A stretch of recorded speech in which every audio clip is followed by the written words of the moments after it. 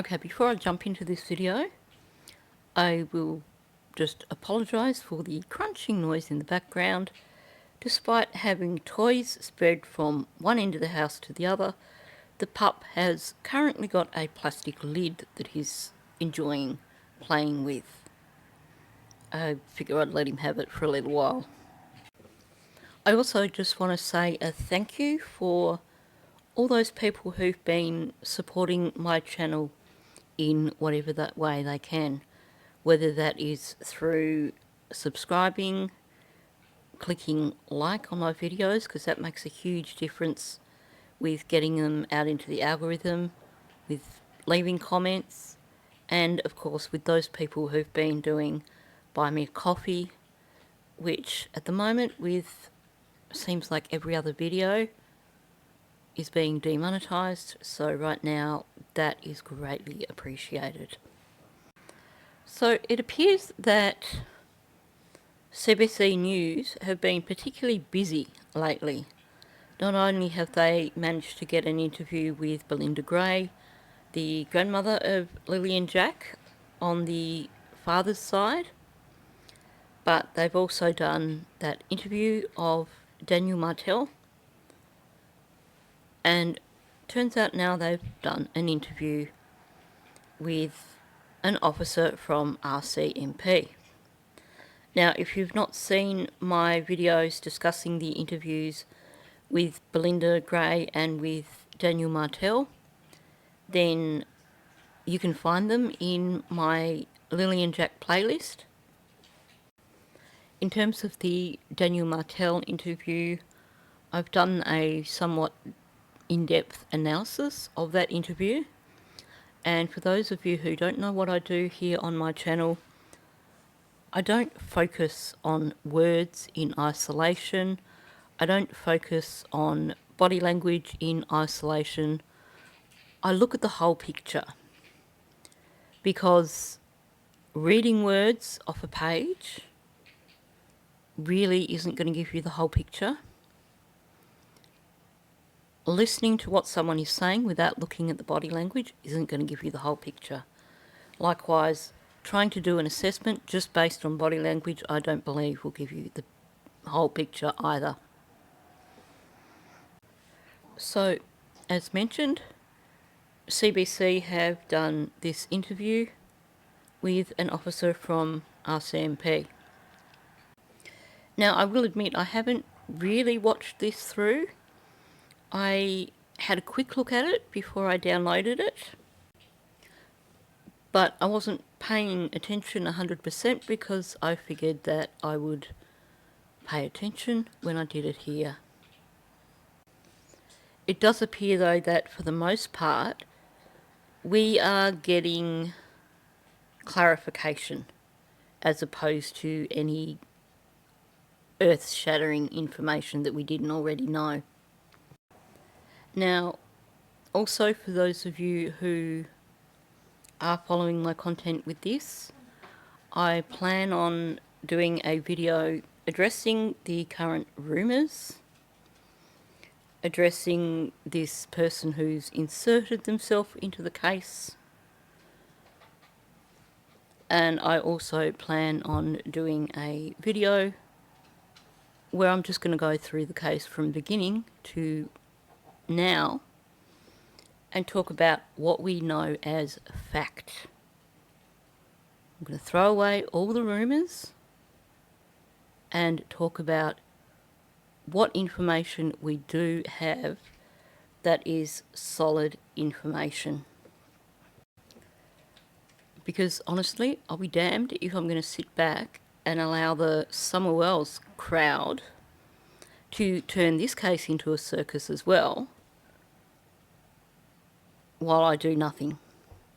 So I will be addressing the rumours, and I will be putting out a video that offers what we actually know, not what we think we know because it's in a rumour.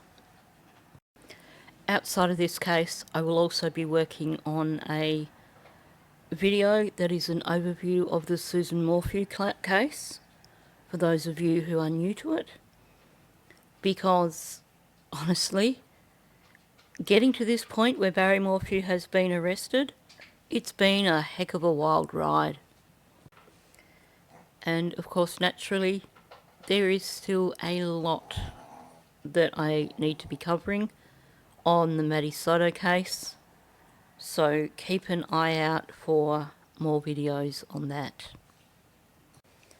Now, I do want to address this reward that's been offered before we jump into the interview, because this is significant, and I think this gives us a clear indication of where this investigation is in fact headed. So you will have heard that there is a reward of up to $150,000 for information about the disappearance of siblings Lily and Jack Sullivan. Now, this reward is offered under the Rewards for Major Unsolved Crimes program. And we need to have a look at this because this is significant. So you can see the link at the top of the page here. This is actually directly from the government site, and it explains what this Rewards for Major Unsolved Crimes is. The Department of Justice is offering cash rewards of up to $150,000 for information leading to the arrest and conviction of persons responsible for specified major unsolved crimes. They are wanting to offer this reward for any help with the arrest and conviction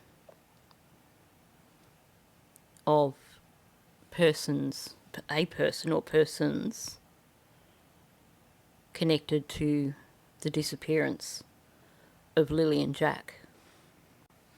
This comes directly after hearing this interview that Daniel did, where he spoke about the polygraph test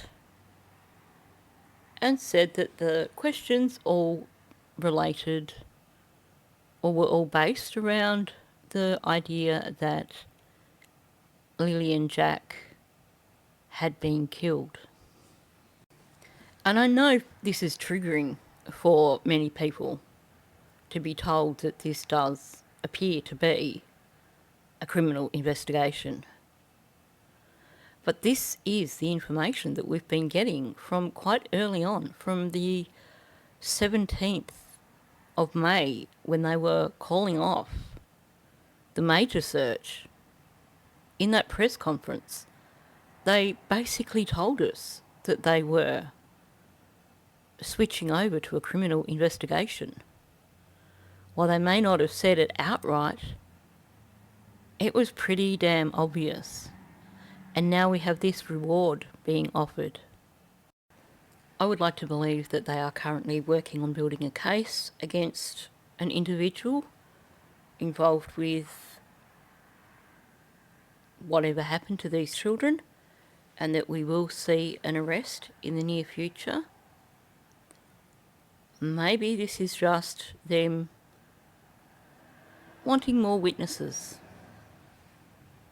wanting to make sure that they are building a solid case. I hope this isn't an indication that they feel they don't currently have enough evidence for an arrest. It could, of course, be also that they are trying to flush out a particular witness. Maybe they know that there are individuals that know what happened. Or it could also be a way of putting pressure on whoever was responsible in the hopes that they will make a mistake. Okay, so let's move on from this and take a look at this interview.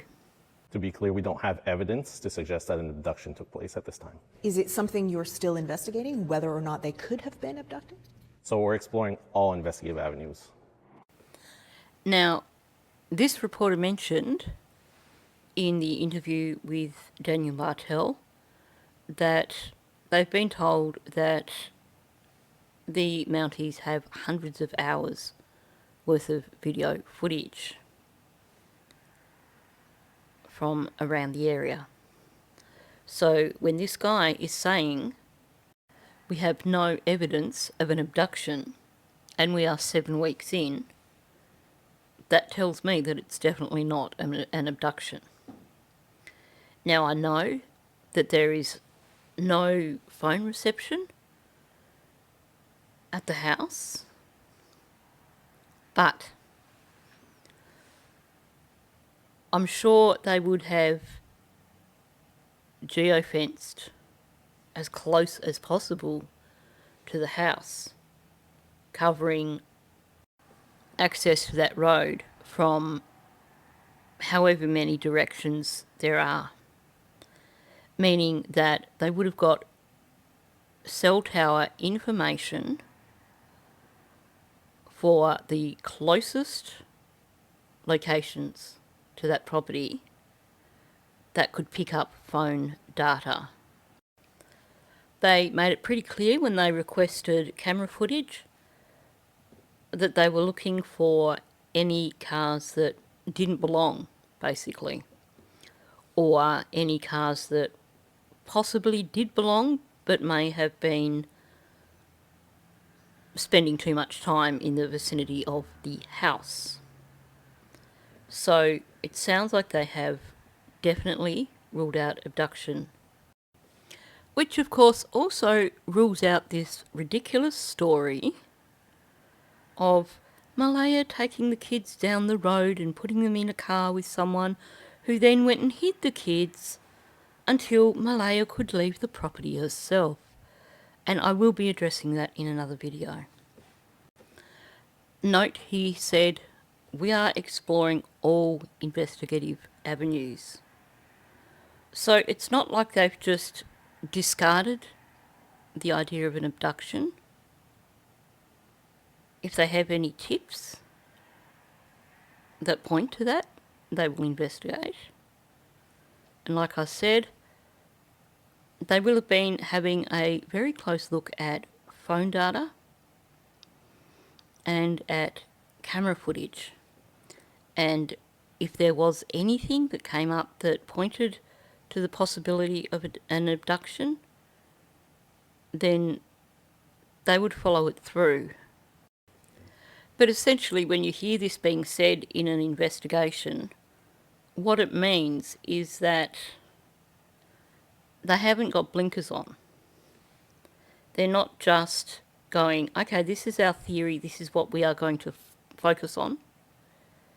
They are investigating every single lead and looking at every single possibility. Yes, they may have a main lead that they have a team of detectives looking at, but it sounds like they will have other detectives who will look at different leads. And I think we can be pretty confident also that given the exposure that this case has had, that if they hit a point where they've run out of leads and they're not sure where to go with the investigation, that they're going to go back to the beginning and they're going to go back through everything again to make sure they haven't missed anything.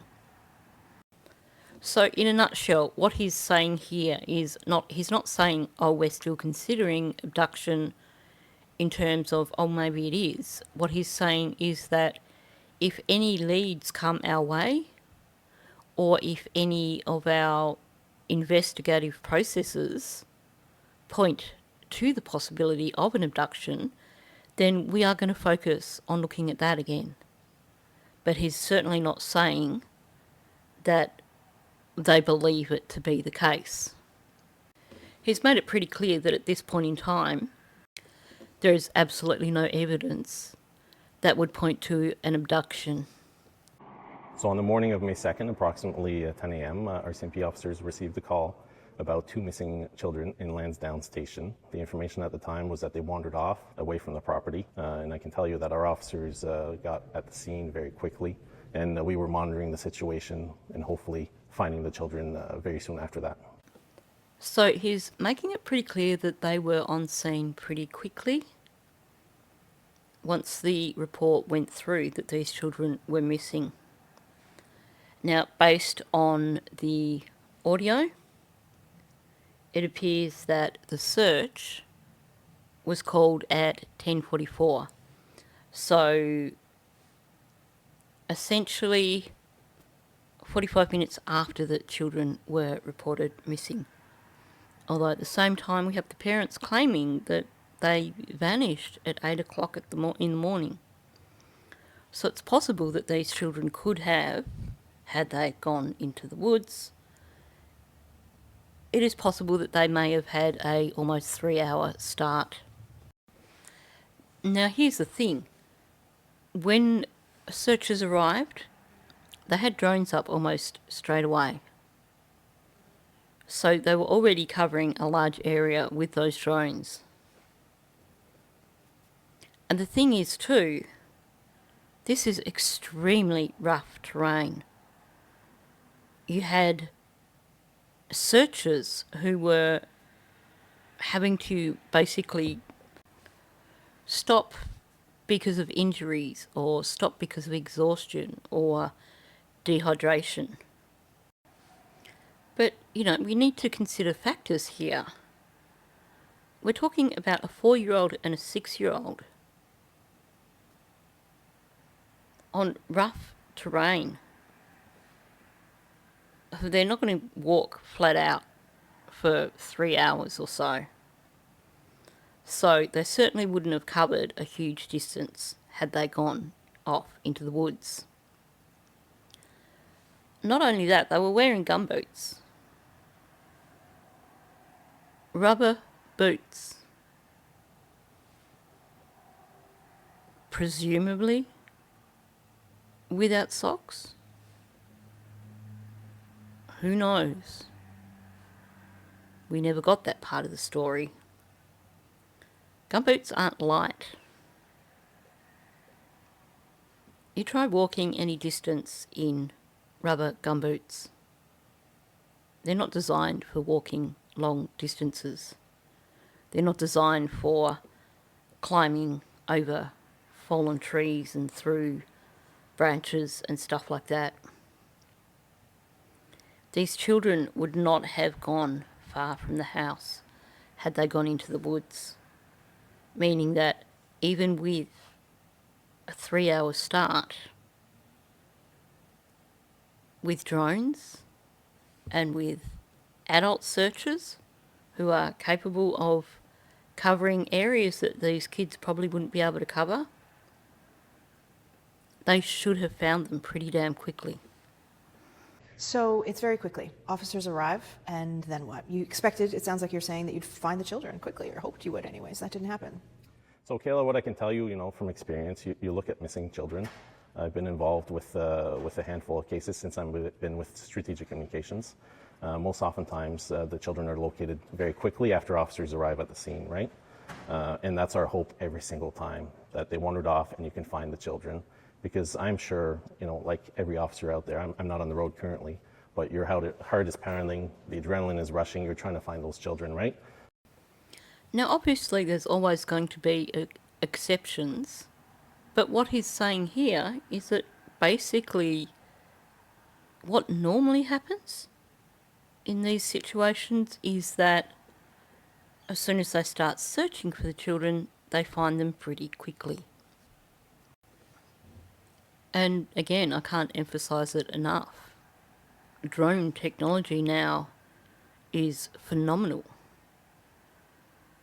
The things that they can find with drones, and they had drones that had FLIR technology, which is your thermal imaging. Basically, they can pick up on any thermal signature. To the point where they had those painted flamingos or whatever they were, the black lawn ornaments that they basically came across that had a heat signature because they absorbed the heat. So they showed up as a heat signature on the drone. and wouldn't be as hot as a human. This case started just like that? That's what you're correct. describing, you thought you'd go there, find them very quickly. Yeah, absolutely. And our officers were nearby in an ongoing search for a kayaker that had gone missing the day prior. I can tell you I was monitoring the situation remotely, and our officers, I could tell they were getting there as quickly as possible. There are some, as you are aware, many theories out there. Some people think, well, maybe it's really just a tragic accident. Maybe they just wandered off into the woods. But you've said that it's suspicious. So at the very least, why does the RCMP view this case as suspicious? So every missing persons investigation is suspicious until it's proven that it's not. If we don't have that information to say that it's not suspicious, we have to continue to assume that it is suspicious and access those resources and tools and follow up those tips and find that evidence until we find the people that are missing. It actually really annoys me, given the amount of rumours and speculation that's out there, that they go with this very PC line of, well, every case is considered criminal until we can prove otherwise. Because honestly, 6-7 weeks in, they know full well that it is a criminal investigation. They will have so much forensic information, forensic data now, that will be basically directing how they manage the case. And, I get that the Mounties always play it close to the vest. But in this case, they need to just come out and outright say, we are looking at this as a criminal investigation. Maybe they don't want the people who are being looked at to really be aware that they are being investigated. Maybe they're hoping that one particular individual will continue to speak to the media and maybe slip up. But given the size of the investigation, to be still referring to it as a criminal investigation 7 weeks in, that means that that is precisely what it is. And don't forget, we had them in their latest release talking about the people that they had involved, and that includes behaviour and speech analysts. And yes, your speech analyst would be the individuals who were administering the polygraph tests. But behaviour analysts, that's another kettle of fish altogether. You don't think they were abducted, but you can't find them. How do 2 young children just vanish? That's a great question, Kayla. And we are asking for the public for tips and information. And to date, we've received close to 500 tips. So we have to follow up on those tips, right? Whether it's a tip that indicates that there could be something that happened elsewhere in the province, elsewhere in the country, we have to follow up on those investigative tips to rule them out. And to this date, we haven't had any confirmed sightings. But there have been tips that lead you to other parts of the country that you had to check. As with any investigation, oftentimes we do get tips that you have to verify that are elsewhere, yes. Honestly, it seems like with pretty much every missing children's case, there's always tips of people claiming they've seen them somewhere else, far away from where they went missing, and those tips almost never pan out. Although that said, I have no doubt that the next bit of fan fiction will evolve around that. You have said that the children were last seen alive the day before. Can you tell me about the nature of that? So we know they were seen in public with loved ones the day prior. The specifics aren't being released at this time. Okay, and so that's the day before, so that's May 1st, but you've specifically asked for video back to April 28th. What's the reason for that? When you establish a timeline for any investigation, you want to know where these individuals were prior. They may have been in contact with someone that you want to know who that person is. You may see something on that footage that you didn't know about prior to that. We talked about license plates earlier and seeing them from a different angle. You might see someone that's known elsewhere. Maybe it's someone that's known to police. You never know. We really are seeking all investigative avenues in this case. So he's pointing at two different possibilities here. One possibility that he's pointing at is the possibility that whatever happened was premeditated, and so they need to basically have a look at where Daniel and Malaya may have been in the days leading up to the disappearance.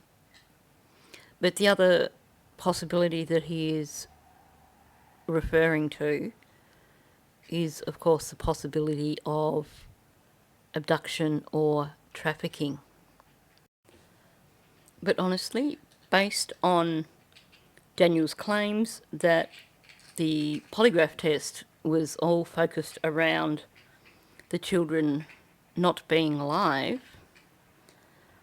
I somehow don't think they are looking at a trafficking situation. That said, I think it demonstrates how very thorough they are with their investigations. There have been some complaints that an Amber Alert was not issued. I understand that the criteria is very specific. Was that considered? Is it still possible? Absolutely, Kayla. You know, on the day of the incident, I can tell you I was working. I reviewed the policy that morning. We have to have a suspect or a person of interest when it comes to abduction or a vehicle. You know, in terms of sending out an alert, when you send an Amber Alert, you want to direct the public to look for a specific vehicle, to look for that license plate, to look for that suspicious person, to have a photo of someone or more information to suggest that there was an abduction. In this case, you know, they are young children, certainly vulnerable people, and a vulnerable person alert was issued. So again, he's making it pretty clear that if any information came to hand that pointed to an abduction, that they could still do an Amber Alert. This basically means that with the footage that they've looked at to see if there were any strange vehicles on the road that didn't belong, or any vehicles that may have been paying extra attention to the house, if they were to link any of those to the disappearance of the children, then we would have heard about it. There would have been an Amber Alert. And likewise, with this Durwood or Darren or Ronnie the Third, for those of you who know what I'm talking about, if there was any truth in his story, we would have heard of an Amber Alert by now. Does the RCMP know what happened here? Even if you can't tell me, do you know? So what I can tell you is that we're exploring all investigative avenues. Do you have a case? Are you building a specific case that's leading you in a certain direction? In this case, the investigation is still being investigated under the Missing Persons Act. Nice bit of sidestepping there, but what actually is being said here? So he won't answer the question of, do you know what happened? His answer is, we are exploring all investigative avenues. That's not a denial. That to me sounds more like that they are building a case. And they are using everything within their means to do so. She's sharp, she really is. So she comes back at him with, are you building a case? Which, as I said, definitely sounds like that is what the situation is. And he does this little sidestep, which does in fact make it sound like they are treating it as a missing person investigation and not a criminal investigation. Despite the fact that we know there's this reward offered that is the kind of reward that is, or that is the reward that's offered for criminal investigations. But here's the thing. If you have a look at the Missing Persons Act, there's a few things that stand out here. First of all, the Missing Persons Act basically allows access to all records pertaining to the missing person, which includes medical records and in the case of these children would also include records from protective services. And here's the thing, so not only does it make it much easier for investigators to access records relating to the children, but the Act also allows for access to third-party records when a minor is involved. If the third party is someone essentially directly connected to the disappearance of the children. So, under this Act, they have full access to any records they need. Not only that, they're basically covered for emergency warrants. So should something come up where they need to act immediately and don't have time for basically a warrant from the courts, the Act basically allows them to do so. And here's the thing. Here's basically what makes his comment quite ingenious. It kind of gives information without making it really, really clear. Under this Act, this is only covering a missing persons investigation, or there is one exception. That one exception is a criminal investigation. So by telling us that they're investigating it still under the Missing Persons Act, it gives the impression that they're actually investigating it as missing persons. But what it does tell us is that, first of all, there's clearly no evidence of an abduction, no evidence of a traffic situation, but that instead it is a criminal investigation. Because they've made it pretty clear that they don't believe that the children wandered off into the woods. Now, obviously, if more information came to light that suggested another person was involved, this Act allows them to quickly obtain records on that other person. But of course, I think we can be pretty confident that they're not looking at an additional person other than Malaya and Daniel. Now, the other thing with this Act, which explains their silence, is that all the information that they have gleaned under this Act is deemed confidential. They can only release information to the public if it is actually going to assist with locating the missing person. So it definitely seems that at this point in time, everything we know from the Mounties says that they are treating this as a criminal investigation. It sort of seems from the last news release that you issued, the reason I'm asking these questions, I read that news release and I thought, I don't think they have any idea what happened here. You know, when it comes to missing people, it's very complex. It can be very long-term investigations. It can be difficult on first responders, especially when it involves vulnerable people.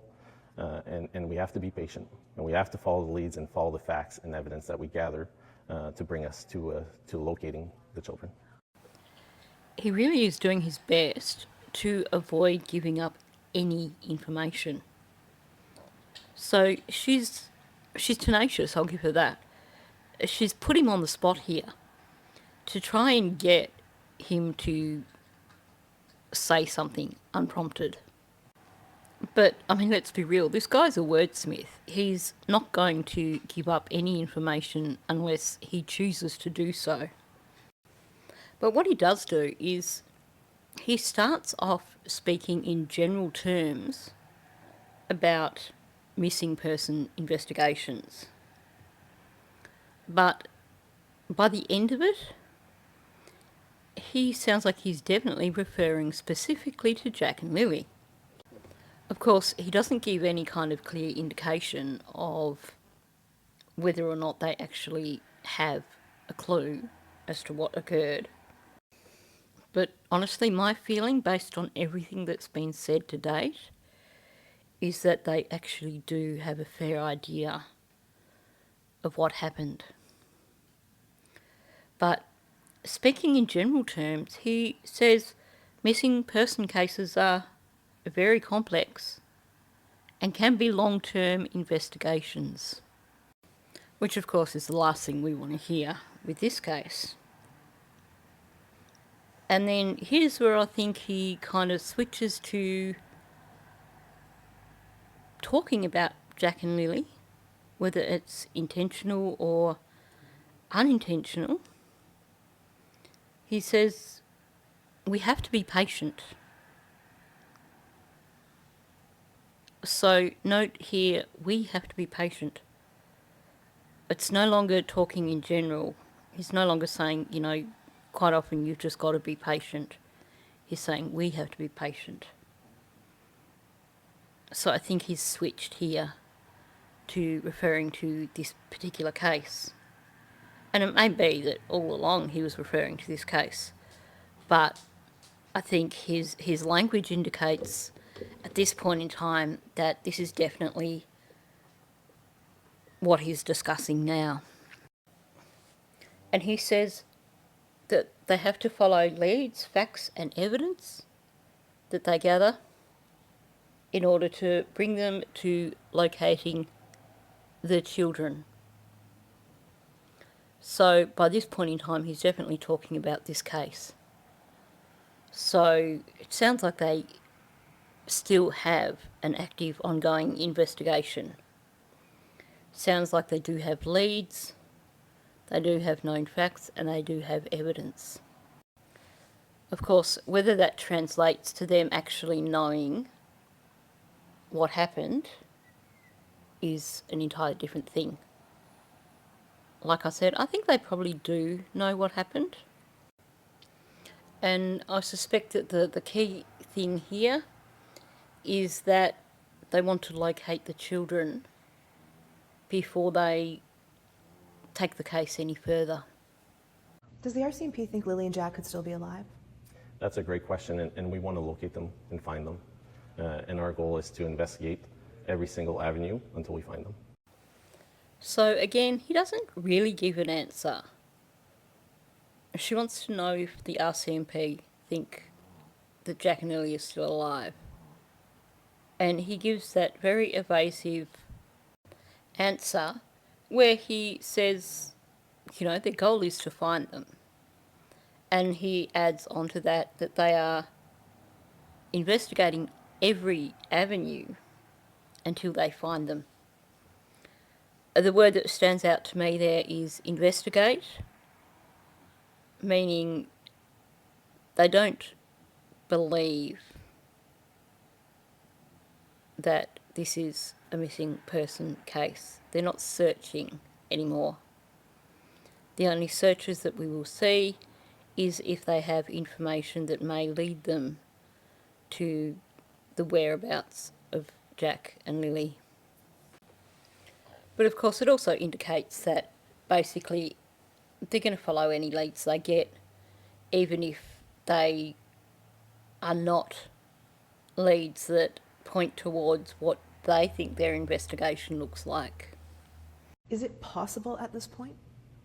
That's a great question, and our role is to find them in the evidence surrounding their disappearance. She really is determined to get an answer out of this guy, and he's still dancing around the answer. So he hasn't said here at all that they think that they could be still alive. Once again, he talks about evidence, around their disappearance. In other words, criminal investigation, it really doesn't sound like they have any hope that these children are still alive. You mentioned a lot of the tips you're getting. I'm sure you're aware there's extraordinary public interest in this case. Some people are frustrated that the RCMP is not saying more. We understand it's an active investigation. And in some cases, the lack of information leads to speculation, and rumors are rampant online, and that's done some harm on the family in this case as well. What, though, would you say to the public who are begging for answers and just want to know what's happened here? We have to be patient and certainly rely on our news releases and official sources of information. Don't listen to those rumors that are out there. We're putting out those news releases on a regular basis with information pertaining to the investigation. We have to be very cautious as to what type of information we release because we want to make sure that it doesn't affect the investigation. So obviously the message is what we would have expected. Be patient, only rely on news releases and official sources for information, and don't listen to the rumours. And then he goes on to say that they are doing regular releases. Well, here's where the problem arises, in my opinion. I believe that they probably need to do their releases perhaps a little bit more frequently, because you do have the Joseph Morris style channels that without any new information they're going to make it up for themselves. And I believe that this Darren, Durwood, Gilbert, whatever you want to call him, I made that last bit up, I suspect that he is precisely that, the creation of someone who just wants to get more views on their channel, and rather than doing it the honest way by looking at valid information or looking at other cases while they wait for more information, they want to come up with the clickbait stuff. And see, the thing is, these rumours spread like wildfire to the point where people get confused and they don't know what's factual and what's not factual, because the rumours get repeated, and they get repeated in a way that suggests that they are factual. And you just get this almighty mess. So I think, for starters, the Mounties probably need to try to do more regular releases, even if it is something really, really brief. I also think that if it's not going to compromise their investigation, that maybe they need to do a release where they offer up just some basic facts that might shut down some of the rumours. And I know that's not their concern, but to me it is just cruel on the families when you get rumours starting up, especially things like this rumour that the children could still be alive, which could be giving hope to family members who may have accepted that the children are perhaps deceased. And, I'm pretty certain that this dingbat dude is a fake. Whether it's someone trying to insert themselves into the case just for their 15 minutes of fame, or the invention of a YouTube creator just to get views, I think it is definitely a fake. So to have this information being pushed suddenly by channels all over the place that, oh, here's the truth, the children are alive, Malaya has run off with them. This is just the most cruel and selfish form of clickbait that I've encountered for quite some time. And then, of course, we get the standard line at the end of this, we have to be careful about what sort of information we give out so as to not compromise the investigation. And that is a valid point. But that says to me, 100% this is a criminal investigation. Seems like everything we have from the Mounties right now is pointing to a criminal investigation. And I think given the information that we have, we know where we're looking. I think some people in the public are starting to wonder, is it possible that we may never find out what happened to Lily and Jack? Is that possible? I wouldn't be able to answer you that question today, but I can tell you that our investigators are seasoned. They are committed. I've worked with some of them personally prior in my career, and I can tell you that they are committed investigators to this missing children's investigation. He's really emphasising the experience of the investigators and their commitment to the investigation. That, to me, says that there is perhaps some sort of obstacle right now that they are trying to work around, something that is impacting the investigation.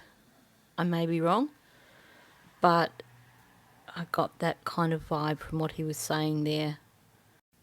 I can't help wondering if perhaps they have a really good grasp on what has occurred and are struggling to get enough evidence and are struggling to figure out exactly where Lily and Jack are. Honestly though, my thoughts based on multiple statements from Daniel, I believe they need to get cadaver dogs in at all the waterways in the vicinity of the house. And I also think that not just divers, they've done that, they've had divers in. I think the next step is to get a team in with sonar who are experienced with locating bodies using sonar. So overall, what's my takeaway from this interview? I think that it is definitely a criminal investigation, not just based on this, but also based on this reward that's being offered. I believe that it is actually still an active investigation, which is a positive sign. So hopefully it is going to continue to move forward towards a resolution.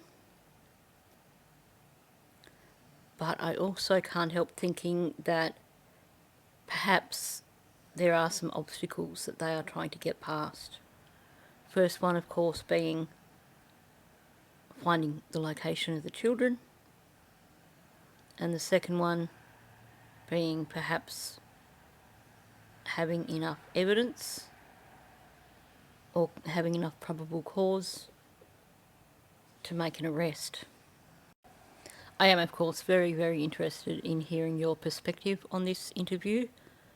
I'd like to know what vibes you got from it, what conclusions you may have drawn from listening to this interview.